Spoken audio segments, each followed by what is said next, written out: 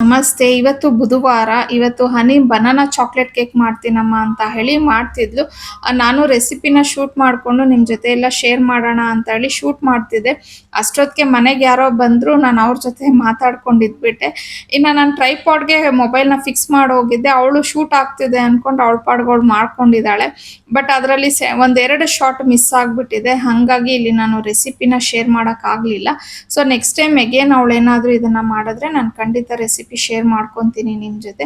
ಇನ್ನು ಹರ್ಷಿಣಿಗೆ ಬರೋ ವಾರದಿಂದ ಫೈನಲ್ ಇಯರ್ ಎಕ್ಸಾಮ್ಸ್ ಸ್ಟಾರ್ಟ್ ಆಗ್ತಾ ಇದೆ.